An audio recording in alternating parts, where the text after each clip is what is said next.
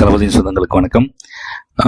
முந்தானித்து மாமல்லபுரத்தில் நடந்த தளபதி விஜய் அவர்கள் 39 குடும்பங்களை சந்தித்த நிகழ்வு பேசு பொருளாக மாறி இருக்கு. அண்டு ஏகப்பட்ட எதிர்ப்புகள், ஏன் அங்கே போய் பார்க்க மாட்டாரா, இங்கே போய் பார்க்க மாட்டாரா அப்படிங்கிற எதிர்ப்புகள் இருந்துக்கிட்டே இருக்குங்க. இதில் திருமாவளவன் அவர்கள் இது என்ன புது ஒரு அரசியலாக இருக்குது அப்படி இப்படின்னு பேசுகிறாருங்க.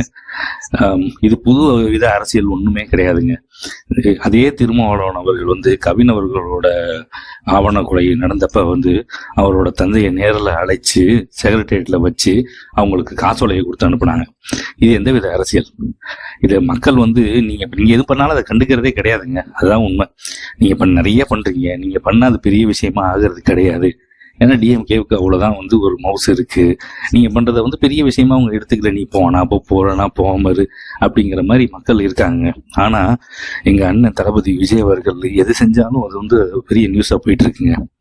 இப்ப அவர் கூப்பிட்டு பேசுனதும் இதுக்கும் என்ன பெரிய டிஃபரன்ஸ் இருக்குன்னு எனக்கு பெருசா புரியல. பட் ஸ்டில் அவர் அங்க போய் பார்த்துருக்கணுங்கிறது தான் எங்களோட கருத்தும் கூட. ஆனா பார்க்க முடியாத அளவுக்கு முடக்கி வைக்கிறது நீங்க தானே. ஸோ பார்க்கணுங்கிறது தான் அல்டிமேட் கோலு. 8 மணி நேரம் நீங்கள் இதே மக்களை 8 மணி நேரம் நீங்கள் கரூரில் வச்சு சந்திச்சிருக்க முடியுமா? வாய்ப்புகளே கிடையாதுங்க. இங்கே மாம்பழபுரத்தில் ஒரு தனி அறையில் ஒரு குடும்பத்தை தனித்தனியாக பார்த்து பேசி கதறி அழுது அவங்க எமோஷன் ஆகி, தளபதி அவர்களை எமோஷன் ஆகி, உண்மையாகவே ஒரு நல்ல ஒரு ஹெல்த்தியான சந்திப்பு நடந்திருக்கு அப்படிங்கிறது தான் உண்மை.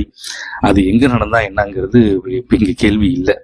மக்கள் அதை எப்படி ரிசீவ் பண்றாங்க, மக்கள் அதை எப்படி எடுத்துக்கிறாங்க அப்படிங்கிறது மேட்டர்.